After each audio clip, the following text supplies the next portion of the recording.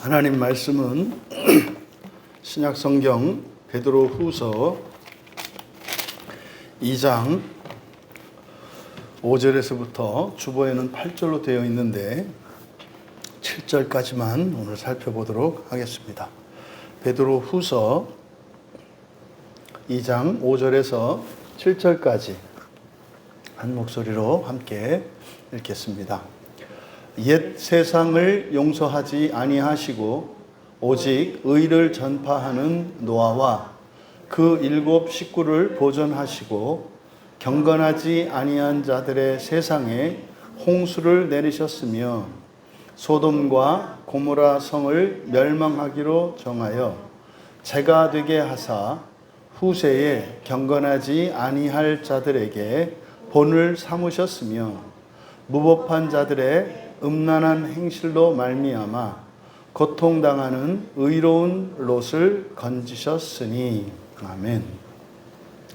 옛 세상과 소돔과 고모라 성이라는 제목으로 말씀의 은혜를 나누고자 합니다.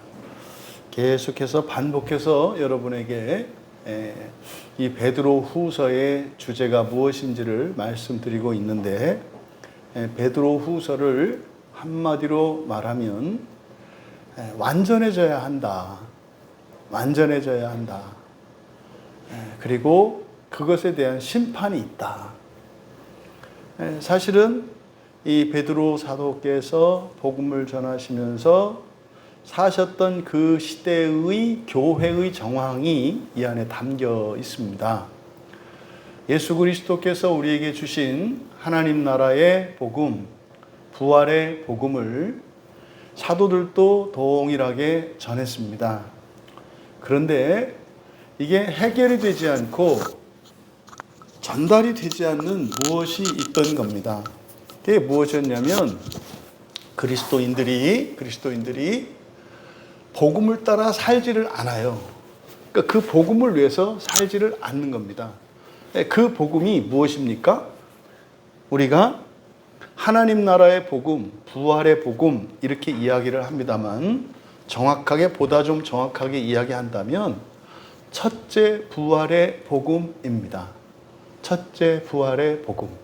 첫째 부활의 복음은 내용적으로 보면 지옥을 거치지 않고 부활하는 것, 생명의 부활 이것입니다만 실제로는 그 원리적으로 보면은 심판을 받지 않고 부활하는 것을 말합니다.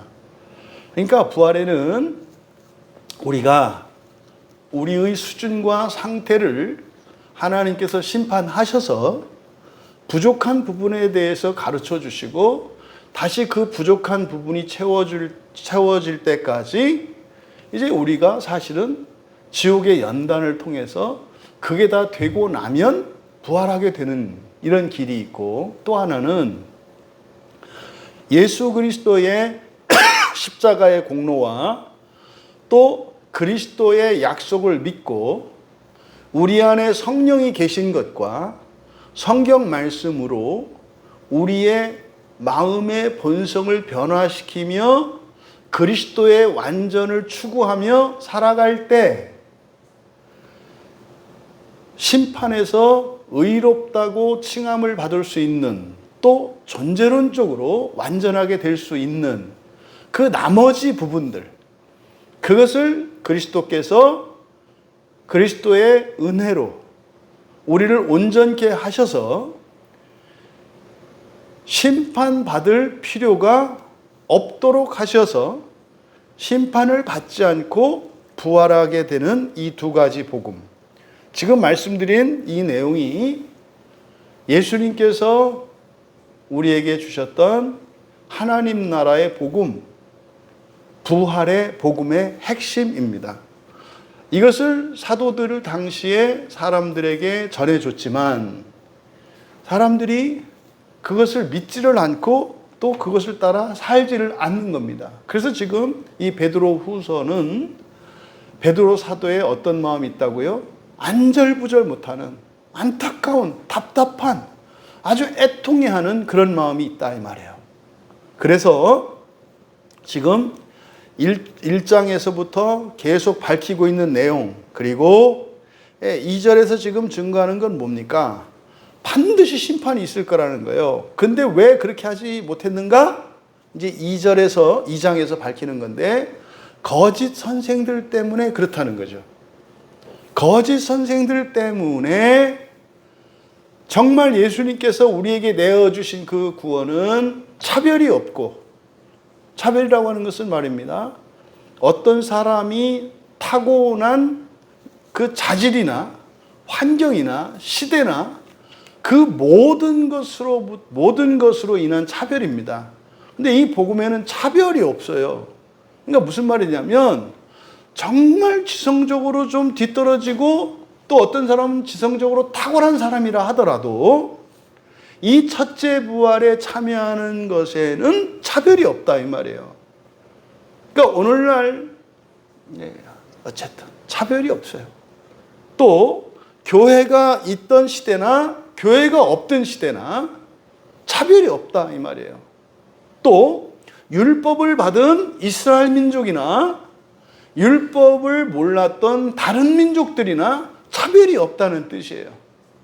그런데 이 거짓 선생들은 끊임없이 차별을 이야기한다 이 말이에요.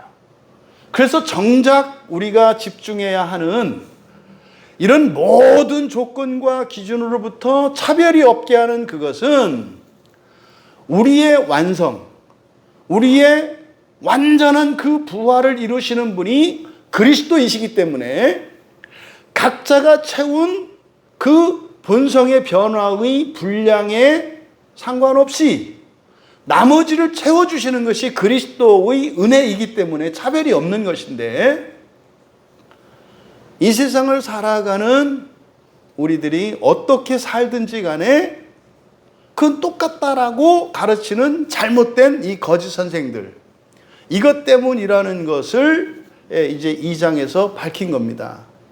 그러니까 쉽게 얘기하면 오늘날 예수를 믿는 사람들이 정말로 하나님 말씀으로 은혜를 받고 완전한 첫째 부활의 구원을 기뻐하며 그 약속이 이미 예수 그리스도 안에서 성령으로 말미암아 우리에게 확정되어진 것을 믿고, 오히려 그것이 우리로 하여금 방만하고 느슨하고 죄의 길로 가는 것이 아니라 오히려 더 열렬하게 거룩한 길로 가게 하지 못하는 그 이유, 이것이 거짓 선생들 때문이라는 거예요.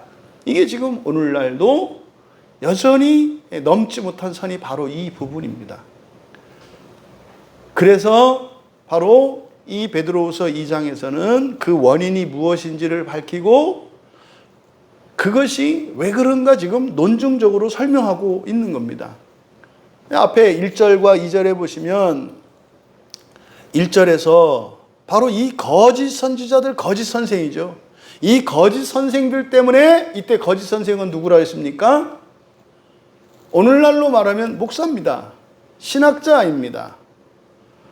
그러니까 이때 당시에 이 거짓 선생이라는 것은 선생이 아닌데 선생 척 한다는 뜻이 아니라 그랬어요. 이때 거짓 선생이라고 하는 것은 선생이 가르쳐야 할 것을 가르치지 않고 다른 것을 가르친다 이 말이에요. 그러니까 목사라고 하는 직분에 진짜 목사, 가짜 목사가 있는 게 아닌 거예요. 진짜 목사, 가짜 목사가 있는 게 아니라 무엇을 가르치냐가 중요하다 이 말이에요. 그러니까 어떤 신학교에서 목사 안수를 받으면 진짜 목사고, 뭐 이렇게 작은 교단에 있는 군소 신학교에서 뭐 이렇게 목사 안수를 받으면 약간 모자란 목사고, 이런 것은 맞지 않다. 여기서 거짓 선생이라고 하는 것은 그 사람이 목사가 아닌데 목사 척 한다는 의미가 아니라 참된 선생, 참된 목사냐 그렇지 않으냐는 무엇에 의해서 결정된다? 전하는 복음, 전하는 진리에 의해서 결정된다는 거예요. 그러니까 이 거짓 선생들, 이 거짓 선지자들로 말미암아서 하나님이 우리에게 주신 완전한 구원에 이를 수 있는 그 구원의 도를 버리고 다른 것으로 가르친다 이 말이에요. 그래서 그 결과는 어떻게 됩니까? 예. 2절에서 호색하는 것을 따를 것이다. 3절에서 탐심으로 지어낸 말을 가지고 이득을 삼으며 살 것이다. 그러니까 이 탐심과 호색이라고 하는 것, 이것으로 인해서 참된 구원의 진리가 왜곡될 거라는 거예요. 그러면 이 호색하는 것이라는 게 뭐라 했습니까? 이게 방탕하고 방종하는 건데, 호색을 이렇게 어떤 성적인 이런 것으로만 가서는 안 된다. 이게 사실은 뭡니까? 진리를 벗어나는 것이고요. 참된 것을 추구하지 않는 겁니다. 그러니까, 그리고 탐심은 뭐라 그랬습니까? 많이 가지려고 하는 거라 그랬어요. 어떤 물건을 가지고 싶은 거, 이게 나쁜 거 아니다, 이 말이에요. 근데 많이 가지려는 마음, 이게 탐심이라 그랬어요. 사실 그것의 시작이 어디라 그랬습니까? 천사들. 천사들이 창세기 6장에서 사람의 딸들을 범하여 자식을 낳게 하려고 하는, 이게 뭐라 그랬습니까? 천사들은 수가 정해져 있어요. 천사들은 딱 정해진 수입니다. 하나님께서 수를 정해 놓으셨다고요. 왜요? 천사들은 사역자로, 다시 말해 일꾼으로 지으셨기 때문에 일꾼의 수는 일할 분량에 정해져 있어요. 여러분, 어떤 회사에서 무조건 사람들을 많이 고용합니까? 말도 안 되는 소리죠. 필요한 만큼 고용하는 거죠. 한 달에 물건을 100개 만들어내는 회사와 1000개를 만들어내는 회사 사이에는 당연히 직원의 수에도 차이가 있을 수밖에 없어요. 그러니까 천사라고 하는 존재는 필요를 위해서, 그 필요가 뭡니까? 일을 하기 위해서 만든, 사실은 오늘날로 말하면 이런 어떤 문명의 이기 같은 것들이에요. 이것들로 지어진 것이 천사이기 때문에, 여러분들이 원래는 예를 들어서 자동차를 가지고 있으면 자동차는 이동수단 아니에요. 그러니까 사실은 이동수단은 그 하나면 된단 말이에요. 근데 어떤 집은 가족에 따라서 필요하면 여러 대일 수 있지 않습니까? 그런데 한 사람이 자동차를 여러 대를 가지고 있어. 이게 전형적인 탐심이거든요. 그러니까 천사들은 정해져 있는데 천사들이 어떻게 하려고 한 거예요? 스스로 자기들의 수를 불리려고 했단 말이에요. 그래서 사람의 딸들을 통해서 자식을 낳게 한 거다. 그러니까 이게 우리들에게도 있다. 그러니까 여러분들 자신도 어떤 물건이나 이런 것들에 있어서 어떤 필요와 필요를 위해서 가지는 것이 아니라 단지 그냥 더 많은 수를 가지는 것. 그러니까 어떤 물건은 용도 때문에 만들어진 것이고 그것 때문에 사용하는 건데, 이것 자체를 무슨 기호품처럼 많이 가지려고 하는 거, 이게 탐심이다 이 말이에요.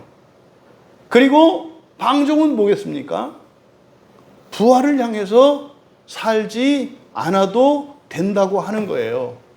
그럼 이 방종과 탐심, 이거는 반드시 고쳐야 하는 것인데, 그리고 우리에게 있는 어떤 결함들이 있다면 반드시 해결돼야 하는 건데, 거짓 선생들이 어떻게 한다는 거예요? 괜찮다고 한다 이 말이에요. 괜찮다고 한다. 그래서 진리의 도, 그리스도께서 그리고 하나님께서 우리에게 가르쳐 주신 이 성경입니다. 성경 그대로 하지 않아도 된다고 하는, 그러니까 오히려 진리의 도를 비방하게 할 것이다. 그러니까 성경 그대로 살아가려고 하는, 성경만을 진리로 믿으려고 하는 그것을 오히려 어떻게 해요? 조롱하고 그것을 비방하게 될 것이다. 근데 말입니다, 이게 어떻게 된다? 반드시 고쳐져야 된다. 이게 안 되면 어떻게 된다? 멸망한다 그래요. 멸망한다. 멸망하게 한다 이 말이에요. 그러면 바로 우리들이 이러한 모든 것들에 대해서 3절에서 반드시 심판을 받는다는 거. 반드시 심판을 받는다는 거. 제가 외치는 게 뭡니까? 여러분들 죄의 문제가 해결되지 않고서는요, 절대로 지옥을 피할 수가 없어요. 지옥에 가고 안 가고는 예수를 믿고 안 믿고 때문이 아니에요. 예수를 우리 개인에게 적용할 때는 예수를 믿으니까 안 가고 예수를 안 믿으니까 간다. 이건 완전히 잘못된 적용이에요. 완전히 잘못된 적용이에요. 지옥에 가는 이유는 뭡니까? 완전하지 않기 때문에 가는 거예요.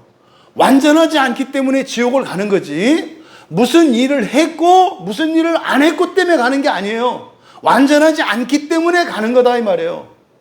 저는 사실 우리 광야교회에서 이 교회의 역사를 보면 이것만 우리 교인들에게 확실히 전달해 줘도 저는 사실 큰 사명을 감당했다고 저는 생각을 해요.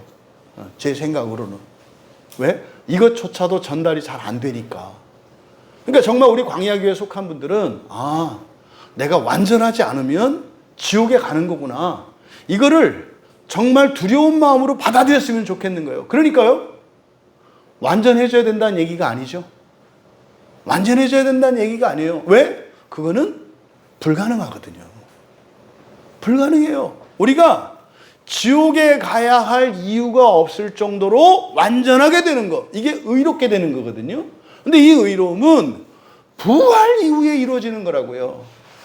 그러면 우리에게 딜레마가 생기는 거예요. 뭐지? 내가 완전하지 않으면 지옥을 피할 길이 없다고? 그런데 내가 이 다음에 부활해야만 완전해진다고? 여기서요, 절망해야 되는 거예요. 여기서 절망해야 되는 거예요.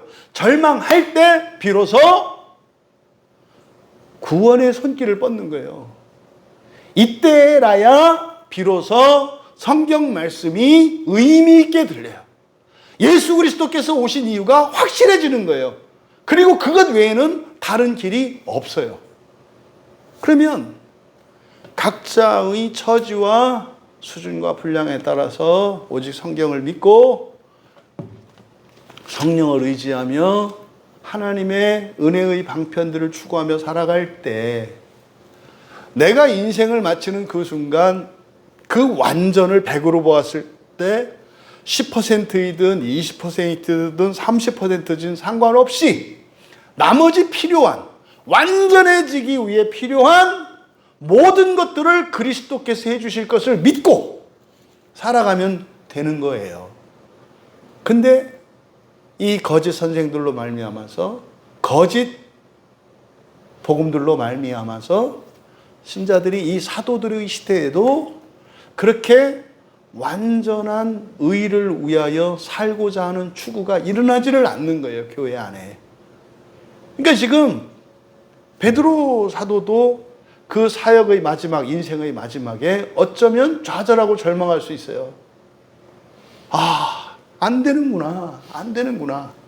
그래서 사실은 그것에 대한 원인을 분석하고 그것에 대한 답을 제시하고 있는 것이 베드로 후서다. 베드로 후서다. 그래서 바로 앞에 있는 3절의 내용은 뭡니까? 반드시 해결돼야 한다. 반드시 해결돼야 한다. 그리고 반드시 심판이 있다. 그리고 나서 이제 4절에서부터 8절까지는 그거에 대한 논거를 제시하는 거예요. 역사적 사례들을 통해서 왜 이게 반드시 해결돼야 한다고 말을 하냐면 하고, 구약에 있었던 역사적 사건들을 예시하고 있는 겁니다. 봐봐, 이런 일이 있었잖아. 그러니까 이제 4절에서 5절, 7절, 8절까지는 바로 심판이 반드시 있다는 거, 그리고 우리가 완전을 향하여 살지 않으면 지옥을 피할 수 없다. 이때 지옥을 피할 수 없다는 것은 불완전성 때문에 그런 것이 아니라 완전을 추구하며 살지 않는 것은 그리스도를 의지하지 않고 사는 것이기 때문에 그러면 가야 한다고 얘기를 하는 거예요. 이제 앞에 4절에서 우리가 지난주 살펴봤던 내용은 뭐였습니까? 천사들도 어떻게 한다? 완전해져야 한다. 왜? 앞서 말씀드렸던 것처럼 하나님께서 천사들의 수를 정해놨으면 그냥 그대로 살면 될 것인데, 천사들이 어떻게 했어요? 자신들의 수를 늘리려고 했다고요. 그게 탐심이라고 그랬어요. 탐심. 그러니까 천사들 안에 있던 그 탐심도 그냥 내버려 두지 않으셨다는 거예요. 그래서 2절, 4절에 4절을 사역했던 것을 다시 한번 읽어드리면, 왜냐하면 만일 하나님이 하나라도 범죄한 적 있는 천사들의 죄를 하나도 남기지 않으셨고 지옥의 짙은 어둠의 사슬로 지옥에 보내서 심판을 위해 보존되게 넘겨주셨기 때문이다. 이게 무슨 말입니까? 죄 지은 범죄한 천사, 그렇다고 많이 지은 것도 아니라 그랬어요. 딱 한 가지거든요. 근데 그 천사도 어떻게 지옥불에 담가서 완전하게 연단했다 이 말이에요. 그래서 타락했던 천사들, 불순종한 이 천사들이 어디에서? 지옥에 들어갔다가 나왔다 이 말이에요. 그러면은 일꾼으로 종으로 지은 천사도 완전하게 만드시는 하나님이라면 그들은 뭡니까? 일꾼이잖아요. 그러면 그 일꾼을 부릴 창조의 일을 해야 되는 너희들을 어떻게 하겠느냐? 여러분, 그런 일꾼들도 완벽하게 만드시는 하나님이, 이건 사실은 완전한 창조를 위한 거 아닙니까? 그러면 그들을 지휘할, 그들을 다스리며 통치하고 지휘해서 우리에게 주어질 그 하늘의 기업이라고 하는 것은 다 이루어진 세상이 아니에요. 어떤 세상이에요? 만들어야 하는 세상이에요. 그 하나님 나라의 기업에 대한 예표가 구약의 가나안 땅이에요. 가나안 땅은 완전한 세상이 아니에요. 들어가니까 젖과 꿀이 흐르는데 막 그냥 날마다 열매가 맺혀 있고, 이게 아니라 가나안 땅은 어떤 곳이었어요? 우상과 적들이 득을 대는 곳이었어요. 싸워서 이겨야 하는 곳이었다고요. 그러니까 하나님 나라, 우리가 부활해서 맨 처음 받을 하나님 나라는 완전한 세상이 아니에요. 어디예요? 엉망진창인 세상. 어디? 하늘에 있는 별들이에요.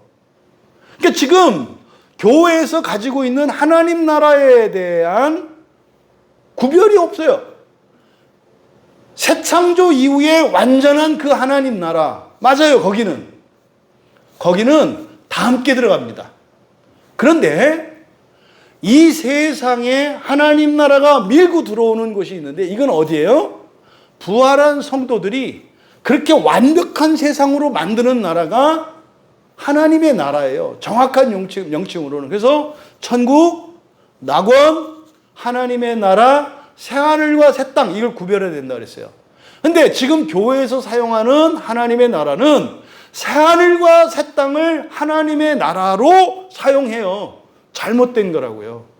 하나님의 나라라는 말은 그림자도 없는 완전한 그 창조 세계와 타락한 이 세상이 겹쳐지는 부분이 하나님의 나라예요.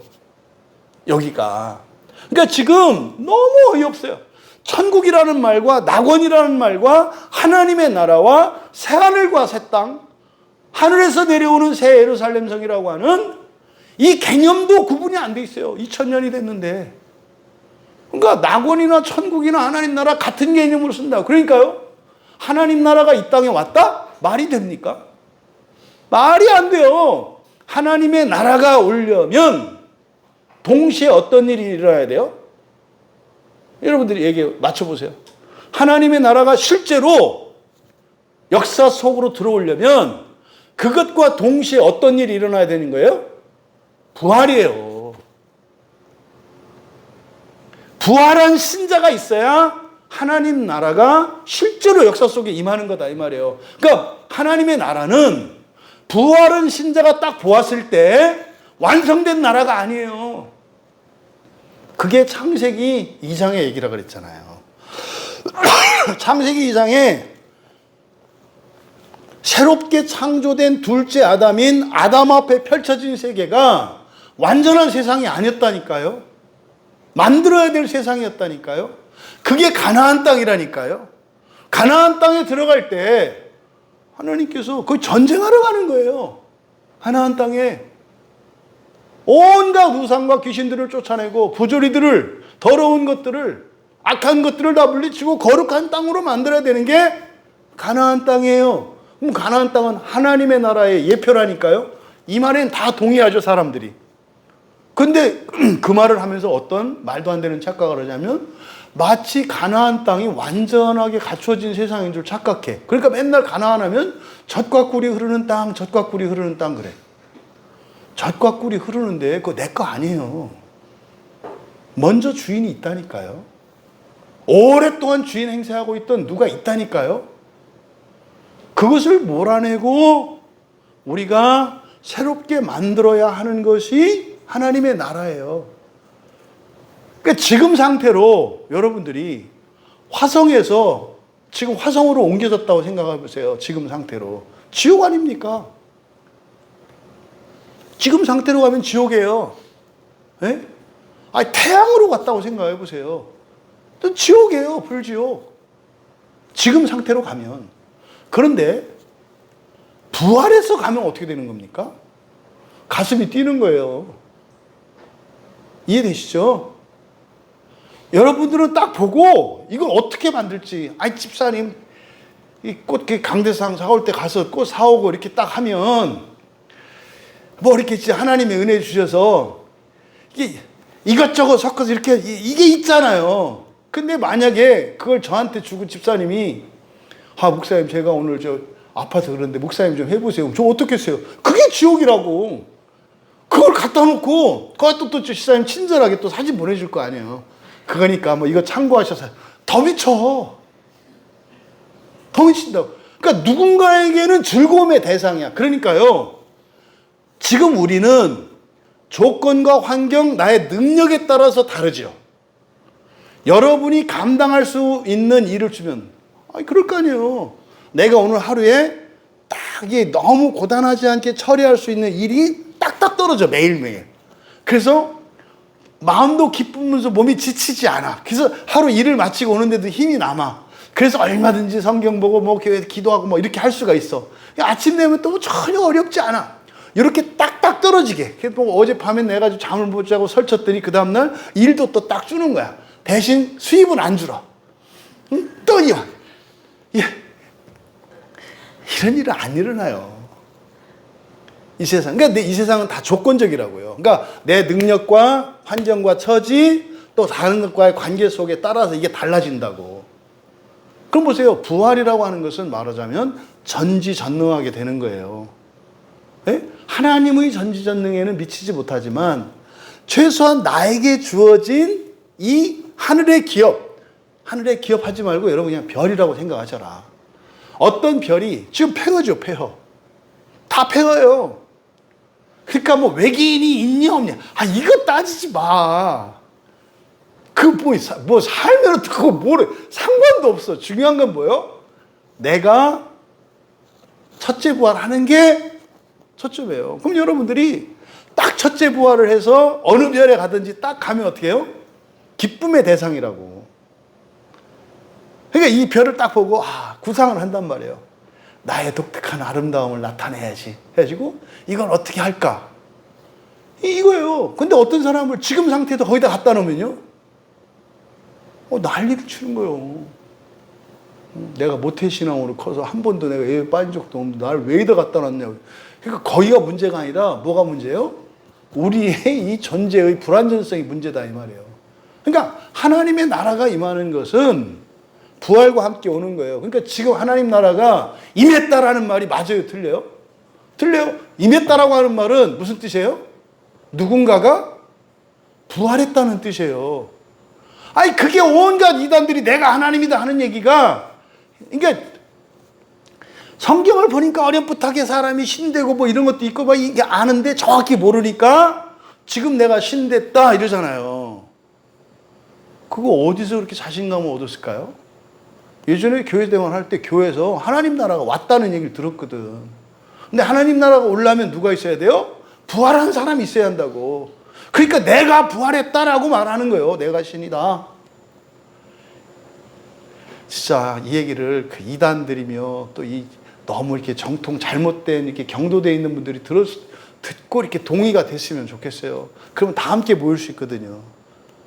그게 그거였구나. 한쪽만 알았기 때문에. 그래서 부활과 하나님 나라의 도래라고 하는 것은 동시적 사건이에요. 부활한 사람이 있습니까? 없어요, 아직. 그러니까 하나님 나라가 온 게 아니라니까요. 성경에 뭐라 그랬어요? 왔다고 안 했다니까요. 손 끝에 있다 그랬다고요. 끝에 있다 그랬다고. 그러니까 이루어지게 손에 만져지는 건 아니에요. 실존은 아니라. 그러니까 무슨 교회가 하나님 나라니 말도 안 되는 생각이다.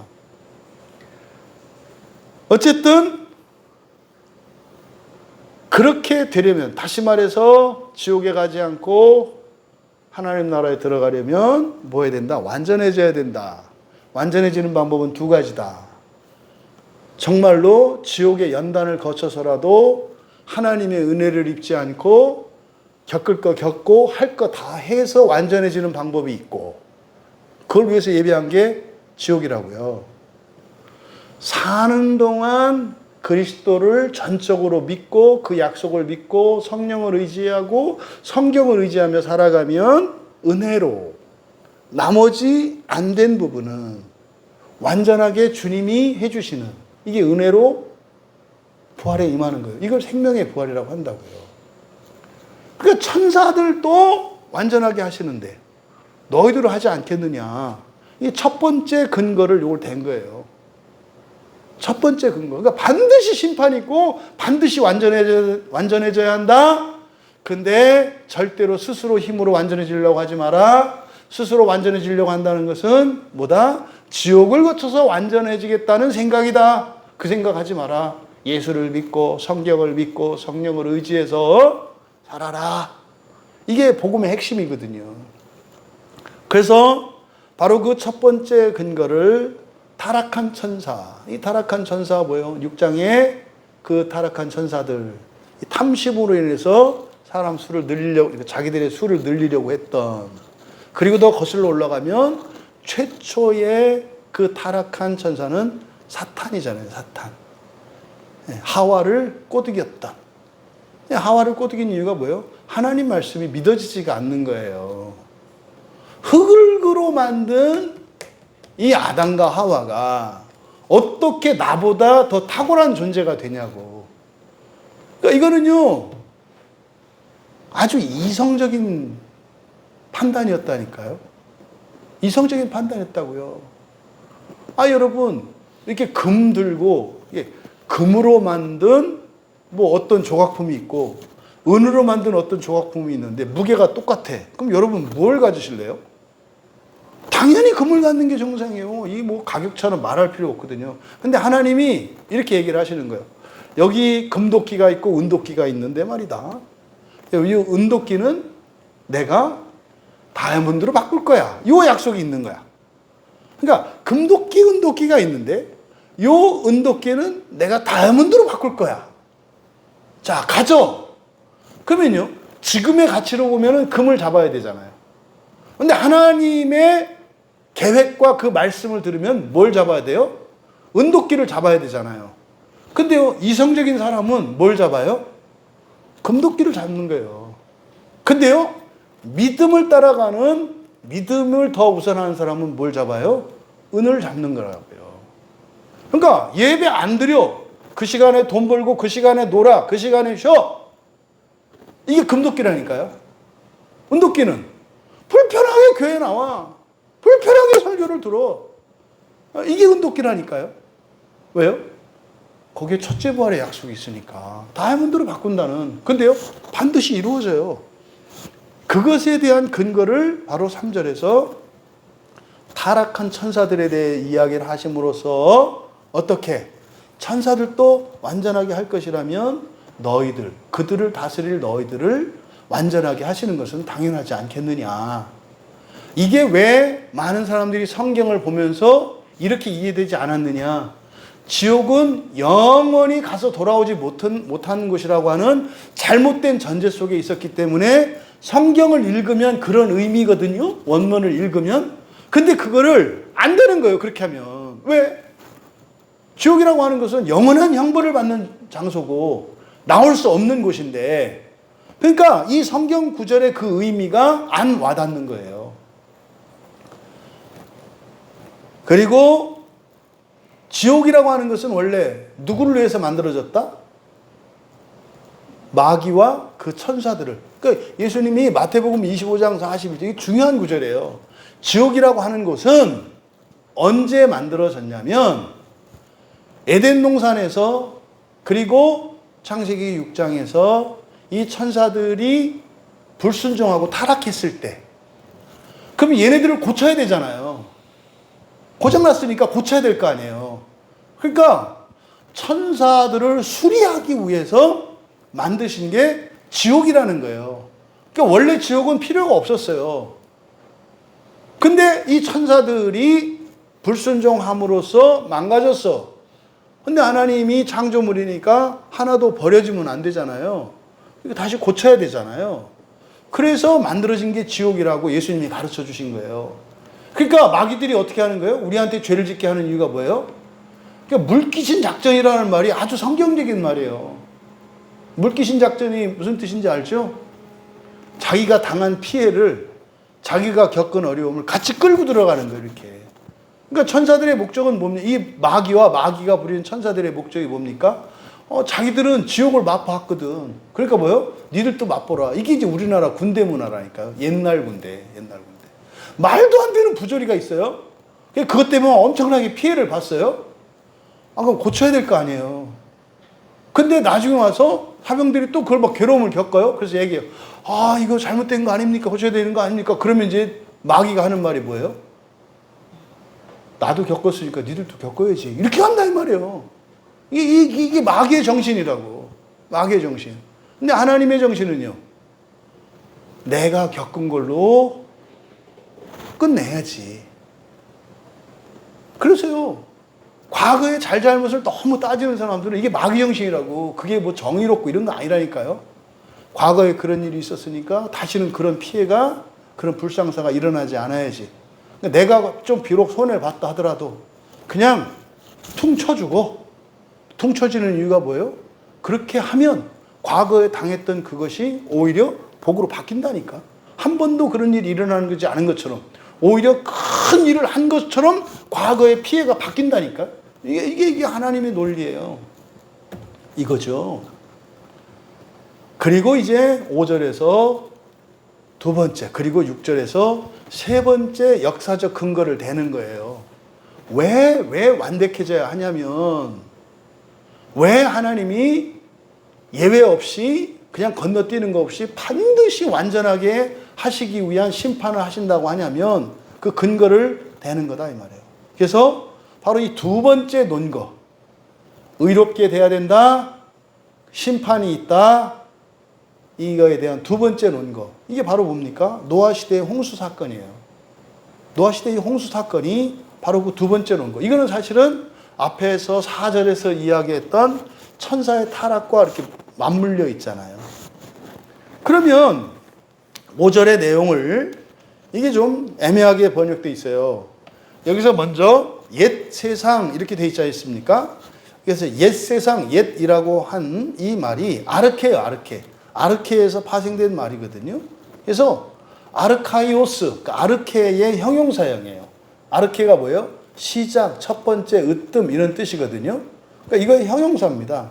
그래서 처음의, 시작의 이런 뜻이에요. 그러니까 옛 세상이라고 할 때 이 옛 세상은 뭘 의미하는 걸까요? 노아의 홍수 이전의 세상을 말하는 거예요. 노아의 홍수 이전의 세상. 왜요? 홍수 이전과 이후가 완전히 달라졌거든요. 왜 달라졌어요?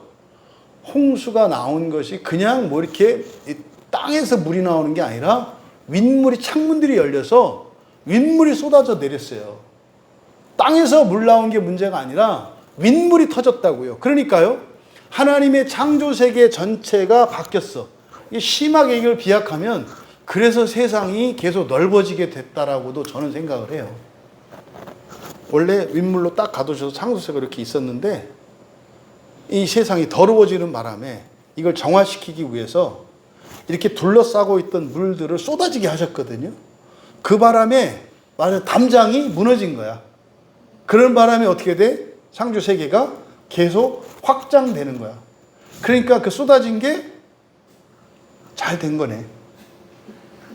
이게 이래요. 죄를 진 거는 너무나 힘들고 안타까운 거잖아요. 근데 그것 때문에 어떤 일이 일어나요? 하나님의 구원의 지경이 넓혀진다니까. 그래서 왜 우주가 확장되기 시작했느냐? 홍수 때문에 확장되기 시작한 거예요.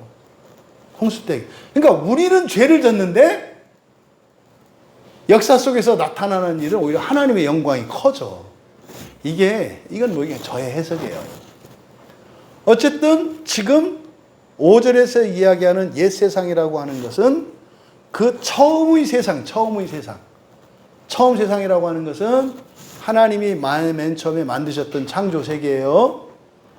그래서 최소한 아담과 하와가 살았던 세상이에요. 네, 아담과 하와가 살았던 세상. 노아가 아담을 봤어요? 못 봤어요? 봤어요. 같이 살았어, 다. 다 같이 살았다고. 네. 그러니까 그 세계를 처음 세상이라고 한 거예요. 그러니까 옛 세상, 이거는 노아의 홍수를 기준으로 해서 그 이전의 세상을 말하는 거예요. 그러니까 그는 처음 세상의, 그러니까 목적어를 여기서 을 이렇게 돼 있잖아요. 소유격 목적어예요. 소유격 목적어는 생략되어 있다 그랬죠. 그러니까 세상 전체가 아니에요. 세상 전체가 아니라고. 소유격을 쓸 때는 그것의 일부를 나타낼 때 목적어를 소유격으로 나타내요.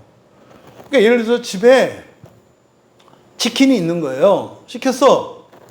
통닭을 먹었다. 그러면 문법적으로 통닭을 먹었다라고 하는 것은 뭐예요? 그 닭 전체를 다 먹은 걸 말하는 거예요. 근데 먹고 아직 집에 들어오지 않은 식구를 위해서 다리 하나, 날개 하나, 몸통 반을 남겨놨어. 그럴 때는 통닭을 먹었다 하지 않고 먹었다 통닭의라고 한다고요. 이해되시죠? 영어는 이렇게 나타내. 그러니까 영어도 그렇고 헬라어가 아주 간편하게 나타낸다고. 근데 우리말은 이거 풀어서 해야 되는 거예요. 우리는 그렇지 않거든요. 그러니까 다리 하나를 먹어서도 나 닭 먹었다 이렇게 얘기를 하고, 전체를 먹어도 닭 먹었다. 근데 우리는 수식어를 붙여야죠. 통닭 다 먹었다, 뭐만 먹었다 이렇게 되잖아요. 이럴 때 목적어를 소유격으로 나타낸다고. 그럼 왜 정확하게 하지 않았을까? 왜요? 왜 정확하게 쓰지 않고 생략을 해놨다고요? 뭐 하라고? 생각하라고. 그래서요, 해석의 여지가, 다를 여지가 있는 거예요. 그러니까 이거를 못하라고 주장할 수는 없어요. 다만 타당하냐 타당하지 않느냐만 생각할 수 있는 거지. 그러니까 여기서 세상을 할 때 이 세상을이 아니라 사실은 세상의이니까 세상에 무엇이다고요. 그럼 여기 지금 뭡니까? 죄의 심판, 심판에 대한 거니까 심판은 죄에 대해서라. 죄에 대해서다라고 하는 것은 불완전성을 말한다고 그랬어요. 그러니까 여기서는 세상의 생략된 게 뭐겠어요? 죄죠, 죄. 세상의 죄를. 그러니까 이거를 그냥 세상을 하면 안 된다고. 세상을 하면 어떻게 돼요? 전부 다라니까. 그래서 노아의 홍수를 뭐 했다 그래요? 심판했다고 한다 이 말이에요. 심판 아니라니까요. 심판 아니라고요. 왜 그때 노아 홍수 사건을 심판이라고 말하기 시작했다고 그랬어요? 창세기 6장 3절에서 다시는 내가 너희를 물로 심판하지 않겠다 이렇게 번역을 틀어놨다고요. 그게 심판하지 않겠다가 아니라 뭐라 그랬어요? 이게 뭐한다? 다투지 않는다. 다투지 않는다. 다투지 않는다라는 게 뭡니까? 사실은 이제는 그들을 아니지. 6장 3절에는 뭐라고 되어 있어요? 내가 다시는 너희와 함께하지 않겠다 그랬잖아요. 그러니까 영원히 함께하지 않겠다. 우리말 성경엔 그렇게 되어 있잖아요.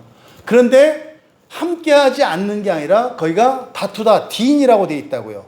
딘이라고 하는 것이 심판하는 거예요. 판단하는 거예요. 그러니까 판단하지 않겠다는 뜻이에요. 그러니까 함께하지 않겠다가 아니라 판단하지 않겠다라는 뜻이 뭡니까? 너는 판단의 대상이 아니다 이 말이에요. 법적으로 금치산자 있잖아요. 치산자나 금치산자는 판단의 대상이 되지 않아요. 그래서요, 이렇게 정신적으로 문제가 있거나 어떤 중독 상태에서 죄를 지으면 이 사람들은 감옥에 보내는 게 아니라 병원으로 보낸다고요. 왜요? 이 사람들은 사법적 판단의 대상이 아니야. 왜? 인격이 자기 인격이 온전하지 않기 때문에 판단의 대상이 아니야. 그래서 그 사람을 고친다고요. 그 병원으로 보내요. 감옥이 아니라. 그게 창세기 6장 3절에 영원히 다시 너희와 함께하지 않겠다가 아니라 판단하지 않겠다. 뭐 심판하지 않는다는 뜻이에요. 심판하지 않는다. 왜? 온전하지 않으니까. 그럼 심판하려면 먼저 어떻게 해야 돼요? 고쳐야 된다고요. 그래서 구원의 사건이 있는 거예요. 그래서 물로 구원하시는 거예요. 물은 심판해서 죽이는 게 아니라 물로 구원하시는 거라고. 씻으시는 사건이라고.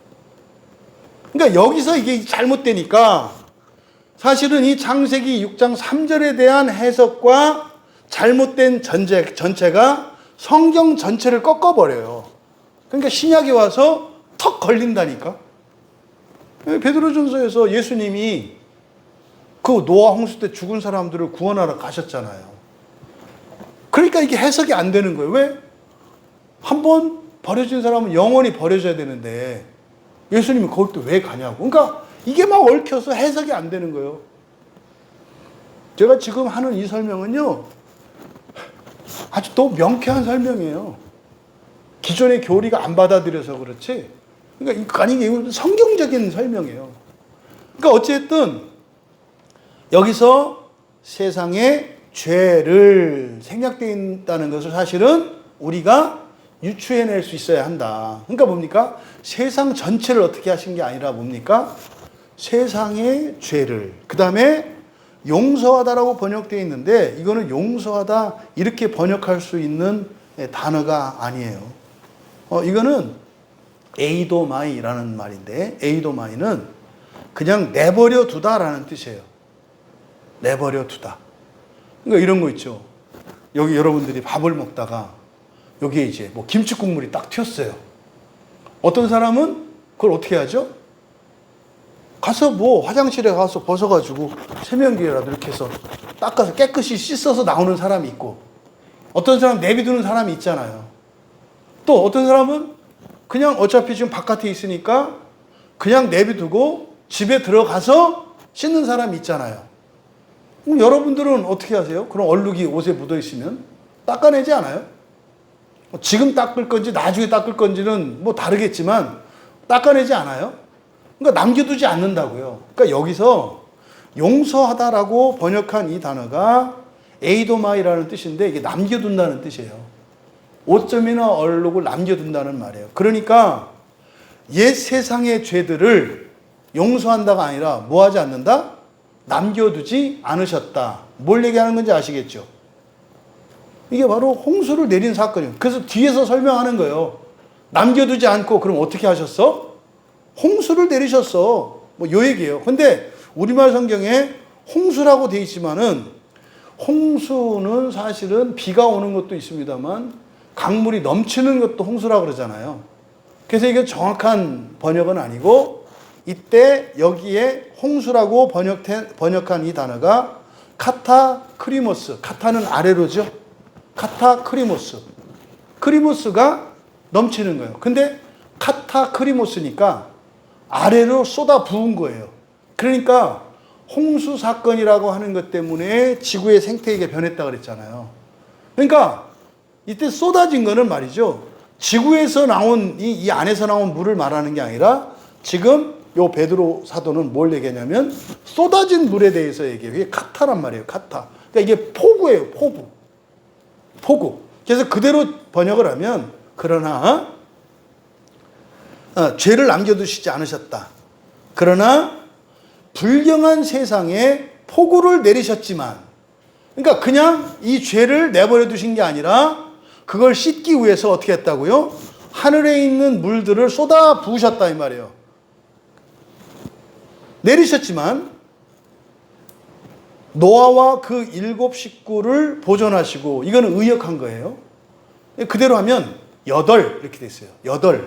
8 곧 의의 선포자 노아를 남겨두셨다. 여기 중요한 구원의 교리가 있어요. 8 해놓고 노아를 동격으로 나타내고 있어요. 여덟은 뭡니까? 노아를 포함한 식구 전체를 나타내는 말이죠. 여덟이라고 한 다음에 의의 선포자 노아 이렇게 돼 있어요. 그러니까 노아 한 사람이 곧 몇 사람이에요? 8사람이에요. 이게 뭡니까? 이게 여기서 전가교리가 여기서 또 나와요. 노아 한 사람 때문에 8명 전체가 같이 갔다라는 뜻이에요. 그러니까 이거를 원문에서는 그렇게 나타내고 있어요. 8 곧 노아. 그러니까 8이 곧 노아고 노아가 곧 8이라고요. 그러니까 여러분들에게 일어나는 성화의 일들은 여러분의 일이지만 뭐라고요? 여러분 가문의 일이라니까요. 이게 지금 히브리 헬라 원문 그렇게 돼 있어요. 8 곧 노아. 그런데 이 8이나 한 사람인 노아가 같다 동격으로 취급하는데 이들이 뭐다? 의의 선포자라고 그랬어요. 의의 선포자. 의의 선포자를 남겨두셨다. 그러니까 우리말 성경에 보존하시고 라고 돼 있잖아요. 5절 하반절에 7 식구를 보존하시고 그 다음에 앞에 용서하지 아니하시고 용서하다라고 번역되어 있잖아요. 같은 단어예요. 같은 단어를 이렇게 다르게 번역해 놓은 거예요. 그래서 5절을 그대로 직역한 걸 불러드리면 그는 처음 세상의 죄를 남겨두지 않으셨다. 그러나 불경한 세상에 폭우를 내리셨지만 8 곧 의의 선포자 노아를 남겨두셨다. 뜻이 정확하게 이해되시죠? 심판하고 이런 거요. 그러니까 물 내린 것 자체가 뭡니까? 죄를 남겨두지 않으시고 씻으시는 하나님이라는 것을 나타낸 거예요. 근데 어떤 방식으로? 윗물을 쏟아져 내리게 해서 그를 씻으셨다는 거예요. 그런데 그것 때문에 나머지는 다 죽었잖아요. 근데 그러니까 전체 다 죽으면 안 되는 거예요. 왜? 세상에 죄를 지금 씻고자 하는 거니까. 그래서 어떻다? 8을 남겨두셨다는 거예요. 8을 남겨두신 목적, 또 남겨두신 이유가 뭐다? 의의 선포자. 의의 선포자. 그러면 여기서 의의 선포자라고 하는 것이 어떤 의미일까? 과거적인 의미로 보면, 홍수를 기준으로 했을 때, 과거적인 의미로 보면은 의를 선포하며 살았다는 얘기예요. 이걸 또 미래적인 의미로 볼 수 있어요. 이들을 남겨두신 목적이 뭡니까? 의를 선포하는 사명이 있었다는 거예요. 그러니까 과거의 그들의 삶의 의로움과 미래의 그들의 삶의 의로움을 다 동시에 나타내요. 그러면 과거적인 의미에서 의를 선포한 건 뭐겠습니까? 방주를 만든 거예요. 이게 뭐예요? 교회 다닌 거라고. 교회 다니는데 왜 다니는 거예요? 방주를 만드는 거예요. 그러니까 뭡니까?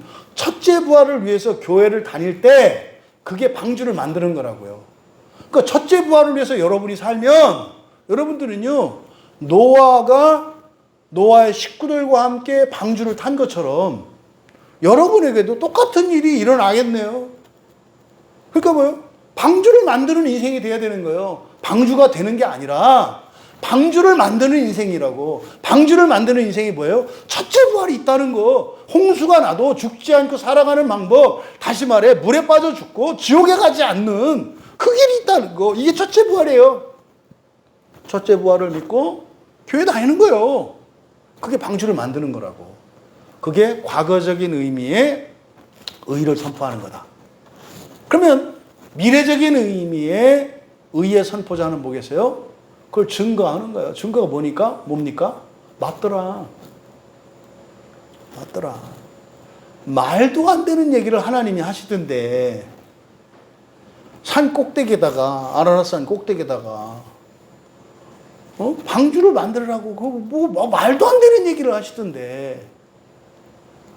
근데 말은 안 되지만, 그냥 하나님 말씀이니까 믿고, 그냥 또 아버지가 나무 하라고 하는데 입 내고 하면서 그냥 따라서 하고 어쨌든 방주를 만들면서 살았더니 진짜더라. 이게 의의 선포자예요. 죽는다. 우리는 알잖아요.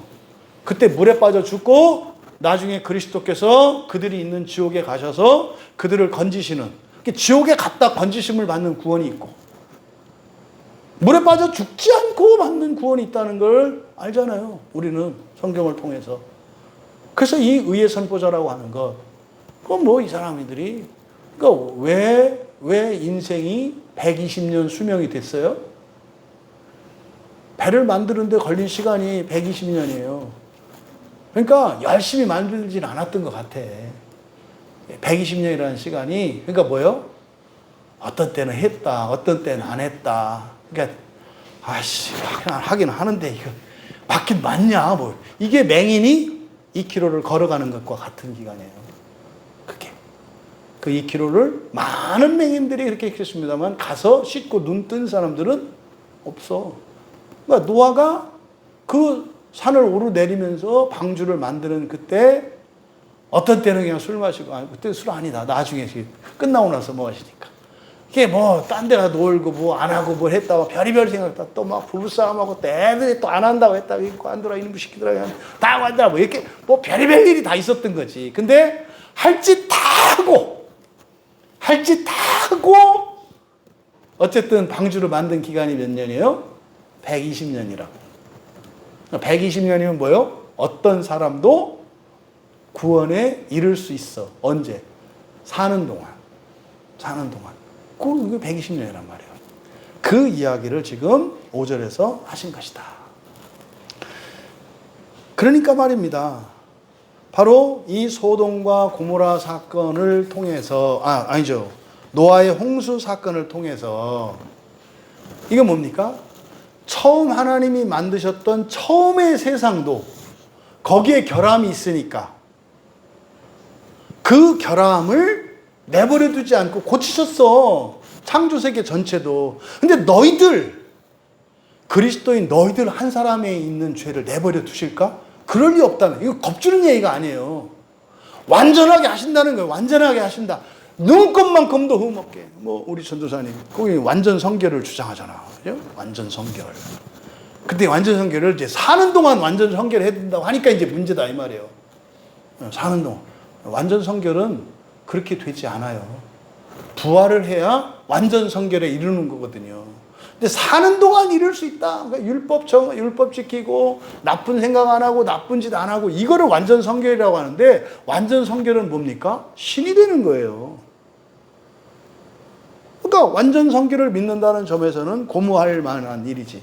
근데 완전 성결의 의미가 완전한 인격을 가진 그런 신앙인이라고 하는 건 이건 잘못된 해석이라고. 성경에서 말하는 완전 성결은 신이 되는 것, 부활을 말하거든요. 그래서 창조 세계 전체도 요만한 흠 하나까지도 하나님 용서하시지 않고 이거를 바로 잡으시고 고치셨는데 너희를 그냥 두겠느냐. 이게 두 번째 역사적 논거예요. 세 번째 역사적 논거가 이제 소돔과 고모라 사건입니다. 소돔과 고모라 성 사건이에요. 앞에 홍수 사건에서 불경한 세상이라고 한 것은 뭐겠습니까? 불경한 세상. 다른 거 아니에요. 여호와의 말씀을 듣지 않은 거예요. 여호와의 말씀을 믿지 않은 거예요. 그거 자체가 불경하지. 어떻게 하나님이 맞다고 하는데 아닐 수 있지 않나요? 이런 생각을 하냐고. 그게 불경한 거라고요. 그러니까 부모님이 옳다고 하면 자녀들이 아닌 것 같은데요? 이게 뭐 한 거라고요? 이게 불경한 거라고. 근데 사람 부모는 오류가 있을 수 있잖아요. 착각할 수도 있고. 근데 신앙 안에 있는 그리스도인들은 그 말 자체의 옳고 그름이 아니라 네 하는 이유는 뭡니까? 하나님을 믿고 예수 그리스도 안에서 하는 거거든요. 그러니까 불경함이라는 것은 말을 그대로 믿지 않는 거예요. 여기서 이때 노아 시대의 불경함이라고 하는 것은 하나님의 말씀을 믿지 않은 거예요. 뭐예요? 홍수가 있을 거라는 거. 왜? 지금 막 죄가 이렇게 있었거든. 홍수가 있을 거라는 거. 경고에 대한. 그러니까 지옥에 간다는 거, 그리스도인도. 그대로 산다면. 변화되지 않고 회개하지 않고 은혜를 필요로 하지 않고 살아간다면 반드시 지옥 간다는 거. 이게 노아 시대에 선포된 거라니까요. 그거를 믿지 않은 게 불경한 거라고. 그러니까요, 심하게 얘기하면 첫째 부활을 믿지 않아? 그리고 그리스도인도 지옥에 갈 수 있다는 걸 믿지 않아. 이거를 불경하다고 하는 거예요. 교회 다니고 안 다니고 뭐 나쁜 짓을 하고 안 하고 뭐 이게 아니에요. 하나님의 말씀을 그대로 믿지 않는 게 불경한 거라고. 그러면요, 성경 말씀을 그대로 믿지 않는 게 불경한 거라니까요. 그럼 그걸 가지고 이 시대를 보세요. 소망은 딱 하나예요. 마음으로 하는 생각이 악한 생각으로 꽉 차지 않는 거. 무슨 말인지 알죠? 홍수가 내렸던 게 뭐예요? 세상에 죄가 관영했어요. 꽉 찼어. 근데 그렇게 했다고 하나님이 진노를 내리시고 물을 쏟아부어서 이렇게 안 하셨다고. 마지막 소망이 뭐였어요? 한 사람이라도 그 마음으로 하는 이런 생각, 이 계획이 악하지 않으면 그 홍수가 늦춰졌다고 뒤로. 그래서 한 교회만, 또 그 교회는 한 사람의 마음만 정말 마음 기경을 하며 살아간다면 홍수로 멸한 일은 다시 일어나지 않겠다. 그래서 다음에 뭘로 멸하는 거예요? 불로 멸하신다고. 그러니까요, 불로 멸하는 일이 없어. 그러니까 무슨 말입니까? 지옥을 한 사람도 보내지 않을 수 있다고요. 지옥을 한 사람도 보내지 않을 수 있다고. 왜요?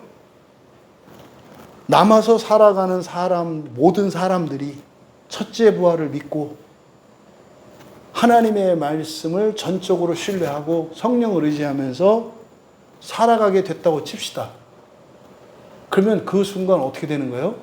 그 이전에 지옥에 갔어야 하는 사람들도 지옥에 갈 필요가 없는 사람들로 바뀐다고. 이해되세요? 나중에 얘기합시다. 시간적으로 우리보다 앞섰던 사람들은 시간적으로 지금 우리는 어떻게 이해해야 돼요? 분명히 지옥을 거친 사람들이 있다라고 이해해야 돼요. 그런데 이 세상 모든 것에 복음이 들어가고 모든 사람들이 첫째 부활을 믿고 성경을 절대적인 구원의 진리로 믿고 그리스도의 약속을 믿고 성령을 의지하면서 교회에서 예배드리고 은혜를 구하면서 산다면 지옥 없어요. 그렇다고 그냥 하시고. 그러니까 우리들이 예배드리는 거는 단순히 나만 지옥 안 가고 나를 통해서 우리 가족들이 지옥 안 가고 이 정도가 아니라 뭐예요? 온 인류의 지옥 자체를 없애는 거예요. 심지어는 어떻게 해요? 천사들까지도 그러면 안 가겠네. 그러면 천사들이 여러분들을 어떻게 보겠냐고. 원래 지옥에 갔어야 되는 거 알거든.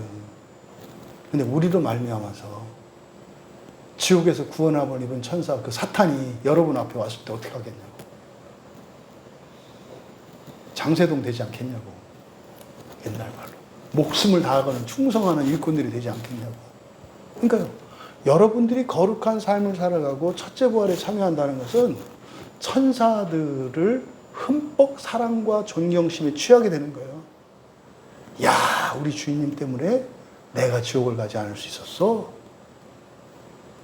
그러니까 그리스도인이 은혜 받고 이 첫째 부활의 구원을 위해 살아가는 일은요, 엄청난 사건이에요. 우리 교인들만 알아들을 수 있는 얘기 같아요. 세 번째 논거가 소돔과 고모라 성이에요. 소돔과 고모라 성. 여기서는 그냥 우리는 성이라고 합니다만 도시들이거든요. 직역하면 그렇게 돼요. 그리고 하나님이 소돔과 고모라의 도시들을 여기 지금 6절은 완전히 번역이 잘못되어 있어요. 소돔과 고모라 성을 멸망하기로 정하여, 소돔과 고모라 성을 멸망하기로 결정했다. 그래서 죄가 되게 하셨고 후세에 경건하지 않은 자들을 본을 삼으셨으며, 뭐 협박하는 내용이잖아요. 니들 까불면 소돔과 고모라처럼 만들 거야. 이런 의미잖아요. 이게 완전히 로마 캐톨릭의 번역이에요. 이게 로마 캐톨릭의. 먼저 불러드리면 이렇게 돼요. 그리고 하나님이 소돔과 고모라의 도시들을 죄로 만드셨을 때, 아까 이제 노아의 홍수를 이해하니까 무슨 말인지 아시겠죠? 재로 만드신 사건이 뭐 하신 사건이라고요? 정화한 사건이라고요. 물을 쏟아내린 사건이 뭐 하신 사건이라고요? 정화한 사건이라고요. 근데 물로 홍수를 내렸을 때 다시는 물로 씻어내지 않겠다. 심판이 아니라 물로 봐라. 마하, 씻어내다라는 뜻이라 했어요. 물로 씻지 않겠다. 그게 그러면은 불로 씻어요, 다음번에. 그게 소돔과 고모라 사건이라. 그러니까 소돔과 고모라는 제2의 노아 시대의 사건이라고 보시면 돼요. 그러니까 소돔과 고모라 시대 그 성들의 그 도시들의 상황이 창세기 6장에 같았다고. 그러니까 그때 뭐예요? 그때 죄로 관영했고 사람들의 마음으로 하는 생각이 다 악했어. 그때 의로운 자, 의의 선포자 노아를 살렸죠. 똑같이 롯과 그 가족을 살렸잖아. 똑같은 사건의 반복이라고. 똑같은 사건의 반복.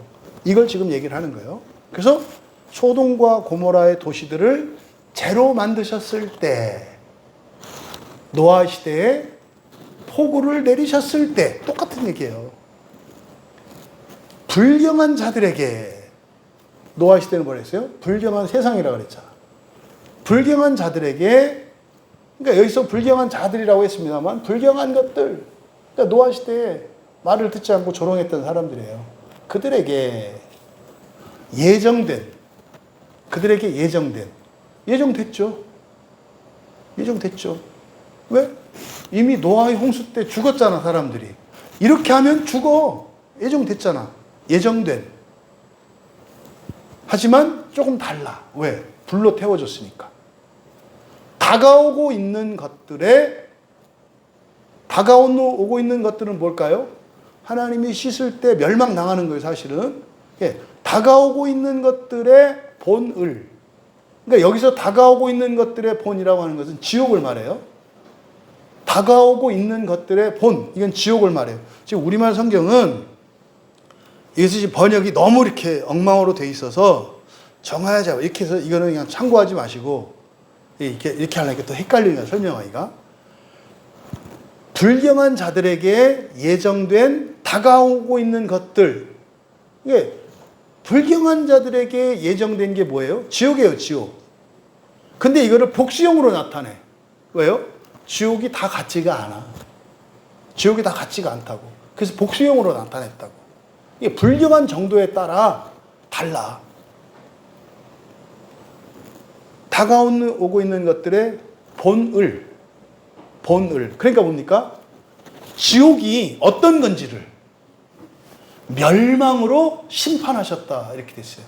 그러니까 소돔과 고모라는 무엇의 예표다? 지옥의 예표라는 거예요. 근데 그건 이미 예정되어 있다고. 누구한테? 불경건한 자들. 불경건한 자들 할 때 여러분들이 위축되거나 그렇게 하지 마라. 불경건한 게 뭐다? 성경을 믿지 않는 거라니까요. 성경을 믿지 않는 거라고. 그러니까 방주를 만들었느냐 안 만들었느냐, 믿지 않으면 안 만드는 거고 믿으면 방주를 만드는 거겠지. 그러니까 노아가 거기서 방주를 만들었지만 다른 사람들도 방주를 만들 수가 있었던 거예요. 산 꼭대기가 아니라 자기 집 앞마당에 만들어도 만드는 거다 이 말이에요. 그래서 불경건한 자들이라고 하는 이 말씀의 의미는 성경을 그대로 믿지 않는 사람들이에요. 그래서 교회 역사를 보면 다 무엇과의 전쟁이에요? 성경과의 전쟁이에요. 성경을 오욕하고 왜곡하고 빠뜨리고, 그래서 계시록 끝에서 경고를 한 거예요. 이 성경에서 자음 하나 모음 하나 빠뜨리지 마라. 지옥 간다. 이게 뭐예요? 이게 불경건한 자들에게 예정된 거 그거거든요. 그러니까 저희 같은 목사들은 성경을 잘못 가르치면 그게 심판의 대상이에요. 저희 같은 목사들은. 그러니까 여러분들이 목사들을 볼 때는, 이 목사님들을 볼 때는 뭘 가지고 여러분들은 보는 거예요? 말씀 갖고 보는 거예요. 다른 거 갖고 보는 게 아니에요. 기능적이거든요. 여러분들은 그 뭡니까? 이 마트에 가서 어떤 물건을 살 때 그 회사의 사주의 인격이나 이런 거 보세요? 어? 좋아하는 라면이 있는데 이 라면 만든 회사가 아주 뭐 이렇대 그렇게 하나요? 아니잖아요. 맛보고 사잖아요. 목사는 직분이고 기능적이에요.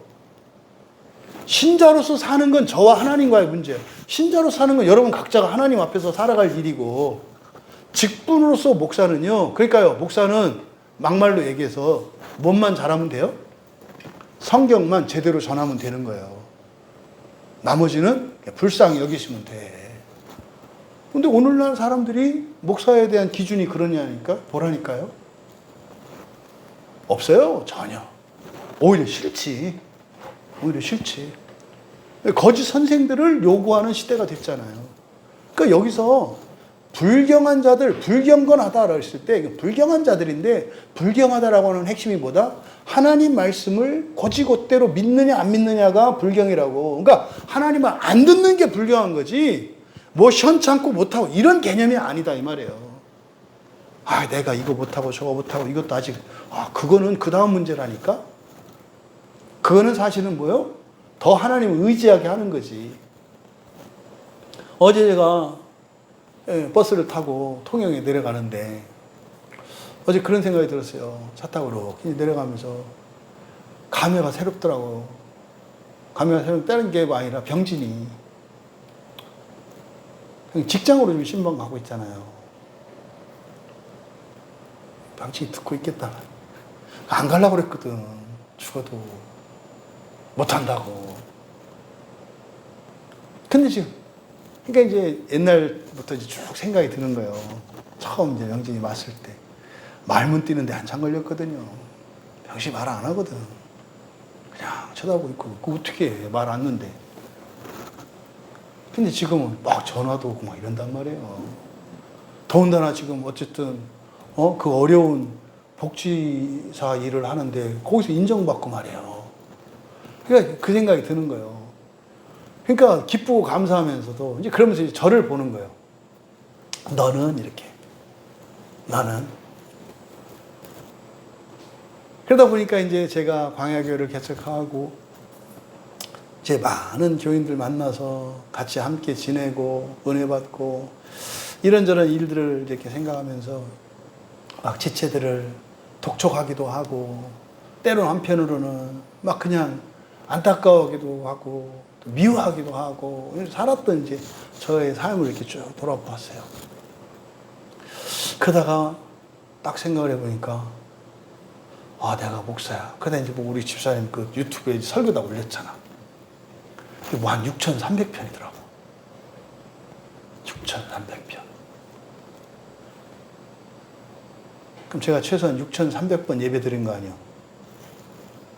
이 교회 개척해서 6,300번을 예배 드린 거잖아, 제가. 거기다가 예배만 드린 게 아니라 저는 또 설교 준비를 한 사람이잖아. 그러면은 뭐 예전부터 신앙생활하고 뭐 하고 예배 드리고 이렇게 해봐야 뭐 옛날 집사 때 제가 수요일날 금요일날 꼬박꼬박 안 나왔거든요. 금요일날 기도회는 가급적 참석했지만 가끔 갔거든요. 새벽 기도는 뭐 1년에 몇 번 마음먹었을 때 특세 이럴 때 나갔고. 그러면 주일에 한 번 나오는 사람을 기준으로 했을 때 1년에 예배를 52번 드리잖아요. 1년에. 10년이면 520번 드리는 거 아니에요. 10년이면. 50년 드리면 520, 525, 2600번. 50년을 주일을 빠뜨리지 않고 50년 예배 드린 사람이 2600번 예배를 드린 거예요. 그잖아요. 그러면 10,000번 드리려면 곱하기 한 3.5 이렇게 해야 되는 거 아니에요? 그럼 한 150년은 살아야 내가 예배 드린 만큼 드리겠네. 그것도 빠지지 않고.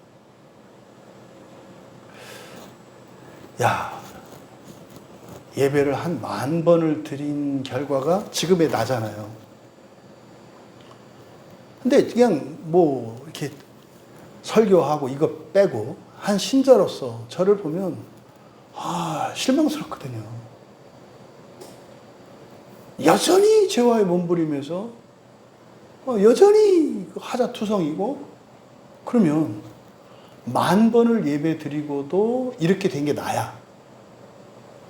그럼 다른 교인들에서 제가 가졌던 생각들이 얼마나 무모하고 정말 과대망상적인 생각을 가지고 있었는지 알게 된 거예요. 50년을 예배드려도 2,600번밖에 안 되는데 교인들에 대한 기대가 너무 높은 거예요. 이 정도는 해야 되지 않나 뭐 이렇게. 10년, 이제 우리 10년인데 10년이라 그래봐야 주일 나온 사람도 520번밖에 안 드렸어. 그럼 나만큼 되려면 그냥 산술적으로 그냥 비례해서 비교할 때, 그럼 지금 520번이니까 10,000번 되려면 한 20배 돼야 되는 거 아니에요. 그럼 한 200년은 더 다녀야 돼.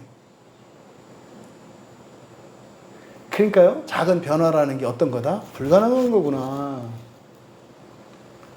순간적으로, 야, 내가 10,000번 예배 드려서 이렇게 됐다고 하면서 절망할 뻔했어요. 근데 그때 이제 딱 오늘 정신을 번쩍 들게 하시더라고요. 10,000번이 아니라 100,000번을 드려도 이만큼도 안 변하는 거야, 원래. 하나님이 은혜를 주셨기 때문에 이런 거야. 그렇게 하면서, 진짜 하나님의 은혜만이 우리가 살 길이구나. 이런 생각을 하게 됐어요, 내려가면서. 그러니까 우리 병진이에게 일어난 일 뿐만입니다. 여러분 다, 이 자리에 계신 여러분 다 해요. 그게 100,000번을 종이학을 접는 게 아니라 100,000번을 예배드려도 안 되는 거예요, 원래. 근데 여러분들에게 어떤 은혜의 경험들이 있다면 놀라운 거라고. 근데 이런 변화의 일들이라는 것은 사실 뭡니까? 불경하지 않은 증거예요. 그런 기대를 갖고 있고 소망을 갖고 있어. 그리고 은혜를 구해. 이게 경건한 증거다라고 말씀을 드린 거예요. 근데 순간적으로 경건한 것을 나의 됨됨이나 변화된 무엇에서 이 경건함의 근거를 찾으려고 할 때 금세 제가 나락으로 떨어지더라고. 야, 진짜로 100명도 안 되는 교인들을 데리고 10년을 이렇게 비비고 이렇게 하는데도 언제나 폭탄 같고 언제 터질지 모르고, 야, 네가 정말 계속 목사를 하는 게 옳으냐? 이런 생각도 순간적으로 들었어요. 그렇게 하니까 맞아 소리가 이제 막 들리잖아. 귀신들이 막 달라붙어가지고 맞아. 그러니까 막 순간적으로 확 내려가더라고요. 그러니까 정신 번쩍 들었지. 까불었구나 내가. 10,000번이 아니라 100,000번을 드려도 안 되는 건데 은혜다. 또 반대로 500번 예배 드렸다고 해서 안 되는 것도 아니다. 한 번 드렸다고 안 되는 것도 아니다. 하나님, 진짜로 하나님의 은혜구나. 하여튼 이번에 가서 병진이 같은 되게 제가 은혜를 많이 받고 왔어요. 방바닥에 앉는데 병진이가 방바닥에 앉는 걸 되게 힘들어했어요. 등이라도 기대였다고. 이렇게 앉으면 너무 아프고 힘들어서. 근데 집에 가가지고 방에 앉았는데 싹 붙었어. 깜짝 놀란 거예요. 그게 물어봤어요. 병진이 너 지금 바닥에 이렇게 앉는 거 편하지? 활짝 웃더라고. 네. 한 번도 이렇게 경험해보지 못한 거예요. 방바닥에 앉아있는 게. 근데 이렇게 딱 내가 느껴져. 그 기계체조 선수가 딱 앉아있는 것처럼 그 유연함과 그 편안함이 싹 그렇게 앉혀진 게 내가 느껴지더라고요. 물어봤더니 맞대요. 이게 하나님의 은혜의 일이거든요. 너무 감사한 거지. 이 얘기 드린 이유가 뭡니까? 불경하고 경건함이라고 하는 그 기준이 우리의 변화된 무엇이 아니라 어디에 있다?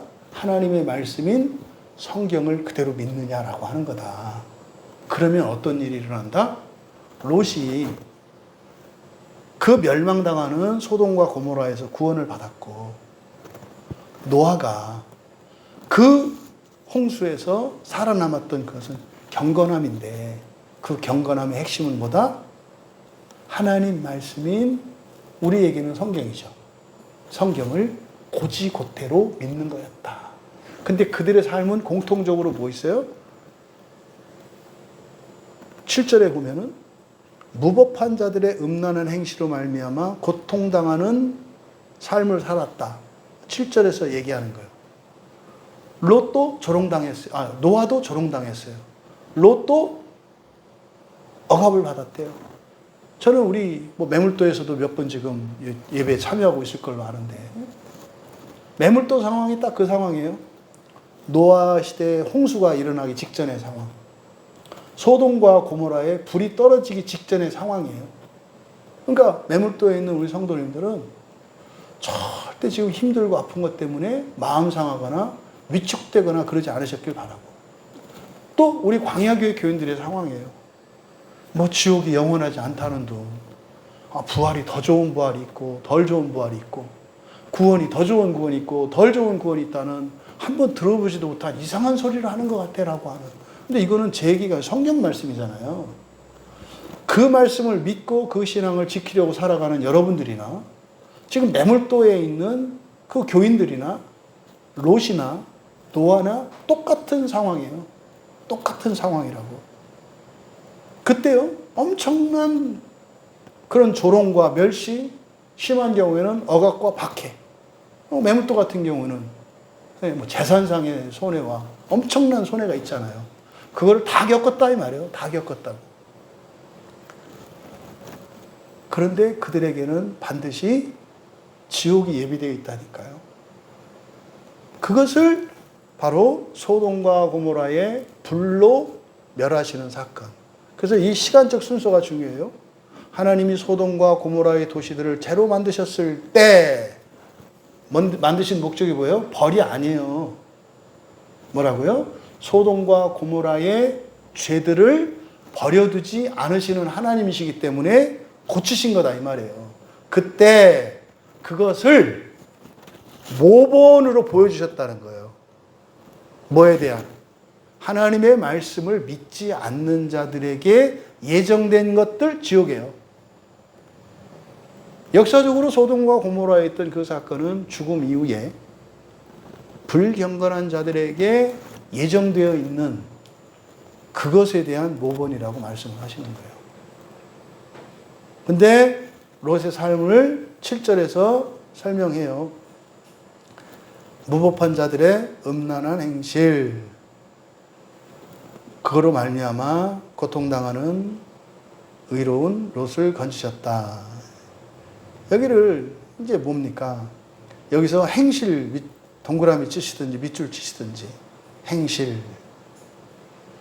그래서 행실로 번역된 이 단어가 스트로페가 돌이키다, 회개하다라는 뜻이거든요. 에피스트로페, 회개할 때 우리가. 근데 여기 지금 아나스트로페라는 말을 써요. 아나스트로페. 아나는 위로라 그랬잖아요. 위로. 그러니까 위로 바꾸는 거예요. 방향을 위로 바꾸는 거라고. 근데 이 아나스트로페가 예수님은 한 번도 말씀하지 않으셨어요. 이 복음서에서는 안 쓰이는 단어, 이 아나스트로페라는 말이. 근데 이 아나스트로페는 위로 돌이킨다. 좋은 의미예요.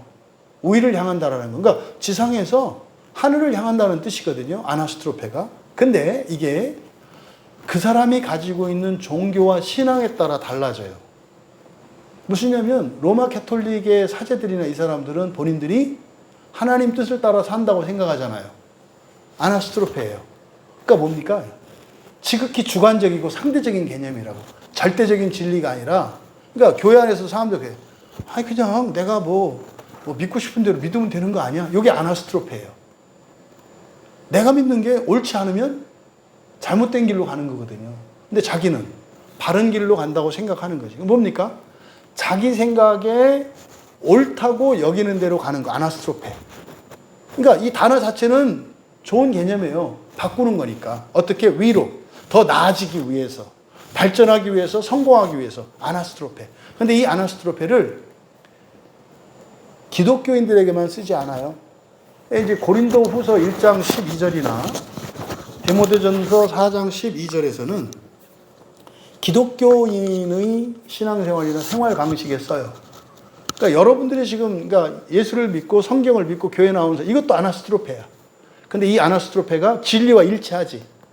근데요, 다른 종교를 가지고 있거나 잘못된 교리를 따라가는 사람들도 목적은 같잖아요. 잘 되려고 하는 거잖아. 근데 성경과 일치하지 않아. 어쨌든 근데 본인들은 바른 길로, 지금 신천지나 이런 데 가 있는 사람들, 자기들이 신앙생활 잘한다고 생각하고 있거든요. 하지만 틀릴 수도 있는 거. 요때 아나스트로페라 그래. 그래서 갈라디아서 1장 13절, 에베소서 2장 3절과 4장 22절에 이 단어가 동사 명사로 쓰이는데, 이거는 이방인들의 종교 생활이에요. 그러니까 이거는 어쨌든 더 나아지려고 하는, 영적으로든 아니면은 뭐 세속적으로든 더 나아지려고 하는 행동, 이거를 아나스트로페라고 해요. 그런데 여기서 보면은 불법한, 그래서 뭐라 했어요? 음란한 행실 그랬잖아요. 근데 아나스트로페는 좋은 의미야. 근데 형용사가 음란하냐? 그러니까 뭡니까? 자기들은 선한 것인 줄 알고 좋은 건 줄 하지만 결과는 어떻게 되는 거예요? 오히려 멸망하는. 이게 오늘날 성경 말씀이 아니라 자기들의 어떤 교리나 생각을 따라가는 게 이게 음란한 행실이에요. 그리고 그들을 뭐라고 설명했냐면 무법한 자들 그랬는데, 이거는 율법과는 상관이 없어요. 무법이라고 번역했는데 사실은 이 무법한이라고 번역한, 이게 부정접도 아와 세우다 서다라고 하는 티테미가 합쳐진 말이거든요. 그래서 무법한이라고 번역한 이 단어는 세워진 것을 치우는 이라고 번역을 해야 그 의미가 드러나요. 세워진 것을 치우는. 그러니까 이미 멀쩡히 세워져 있는 것을 무너뜨린다 이 말이에요. 근데 나쁜 것을 무너뜨리는 건 좋은 거잖아. 근데 하나님의 진리를 무너뜨리면 안 되잖아. 이게 히브리서에 나오는 카타발로하고 비슷한 의미예요. 그러니까 여기 지금 무법한이라고 번역한 이 아테스모스라고 하는 이것은 세워진 것을 치우는 자들이에요. 그러니까 뭐예요? 진리를 거부하는 자예요. 그러니까 세워진 것, 우리는 뭡니까? 성경이죠. 근데 어떻게 해요? 음란한 행실이니까. 근데 그게 옳은 것인 줄 알고 가. 이게 아나스트로페. 그런데 그게 뭐예요? 음란해. 음란하다고 하는 것은 성적이고 이런 것이 아니에요. 하나님의 말씀을 반하는 것이다, 이런 뜻이에요. 그러니까 그런 이들로 말미암아 고통당하는, 이게 예수님 당시에 예수님을 죽이려고 하는 바리새인들, 이들이 세워진 것을 치우는 자들의 음란한 행실, 이게 예수님 당시에 대제사장들이나 바리새인들이 했던 제사, 가르침, 이런 모든 종교적 행실들을 말한다고. 다 그게 하나님께 올려가는 거라고 아나스트로페라고 생각을 했지. 근데 이게 뭐하다? 음란하다. 오히려 사람들을, 예수님이 마태복음 23장에서 뭐라는 데 했어요? 지옥으로 몰고 간다 그랬다고. 이 얘기를 하시는 거예요. 이게 오늘날도 똑같아요. 이거 그러면은 이렇게 세워진 것을 치우는 자들이고 음란한 행실을 하는 사람인지 아닌지 어떻게 한다 그랬어요? 사랑과 미움, 분열과 연합, 이걸로 알 수 있다고요. 이걸로. 그들에게 롯이 어떻게 했다? 고통을 당했대요. 그러니까 하나님의 말씀을 따라가는 롯이 이긴 게 아니라 뭐 했다고요? 당했다니까요. 그래서 캐톨릭의 신학을 영광의 신학이라고 그래요. 로마 캐톨릭의 신학을 영광의 신학. 무슨 말이냐면 예수를 믿으면 잘 된다. 이게 캐톨릭 신학의 핵심이에요. 이걸 계속 영광의 신학이라고 그래요. 근데 예수님이 그렇게 말씀하셨어요? 인자는 머리를 둘 것도 없다. 그 예수님이 영광 받으셨어요? 십자가에 못 박이셨잖아요. 예수님이 우리에게 가르쳐 준 것은요, 고난의 신학이에요. 여러분들이 세상을 구원하기 위해서 살면 세상으로부터 조롱당하고 멸시천대받고 누명 쓰고 죽을 겁니다. 그러니까 그 길을 가는 게 꺼려지고 그 길을 가는 사람들이 많지 않은 거예요.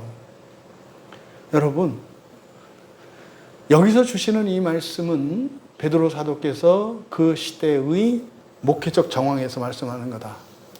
오늘날도 예외가 아니다.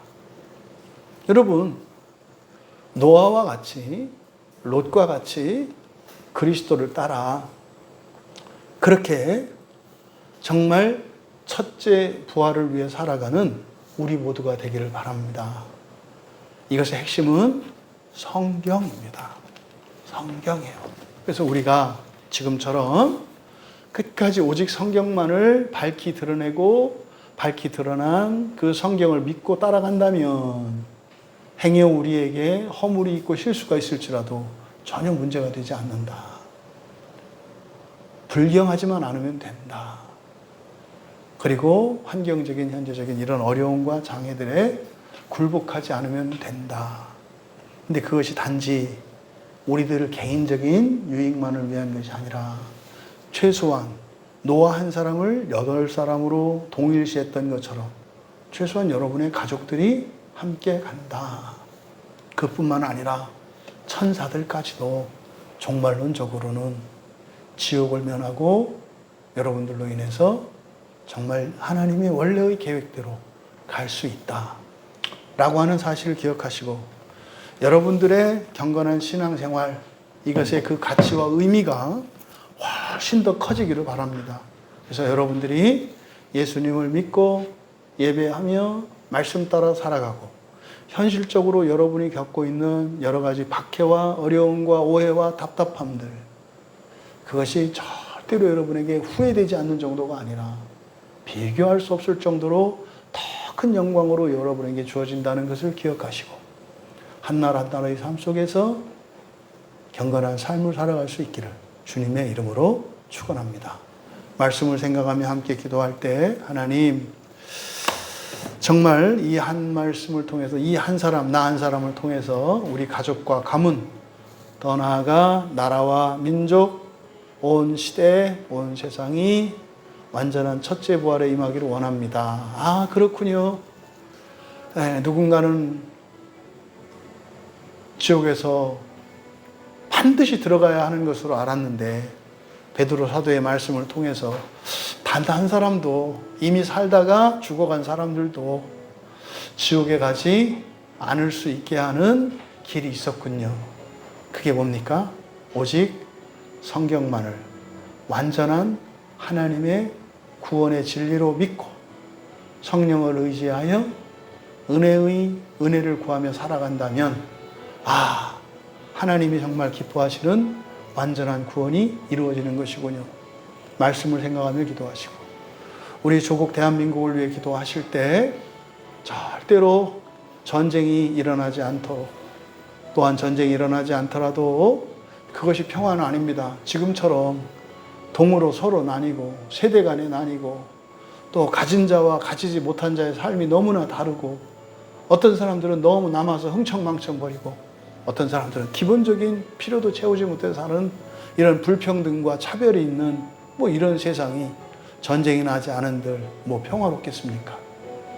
정말 모두가 필요를 따라 각자 가진 것으로 서로 채워주고 그래서 넘쳐나게 하는 그런 진정한 평화, 우리 조국 대한민국에 임하게 하옵소서. 특별히 이 시대적으로 우리가 나라의 지도자들을 위해서 기도해야 되는데 첫째가 정치인들입니다. 정치인들. 한국에 교회가 들어온 이후로 개혁되지 않고 바뀌지 않았던 것이 정치인들이에요. 조선시대 때 우리나라에 기독교가 들어왔죠. 그때도 이 나라의 정치 지도자들은 복음이 들어왔음에도 불구하고 바뀌지 않았어요. 또 일제합제 기간에도 독립운동을 하는 사람들도 바뀌지가 않았어요. 독립운동을 하면서도 서로 싸우고 죽였어요. 독립운동하는 사람들끼리. 또 해방된 이후에도 이 나라가 서로 그렇게 다투고 죽이고 하는 일들이 계속됐었어요. 이거는 우리나라에서 역사하는 이 더러운 영의 역사입니다.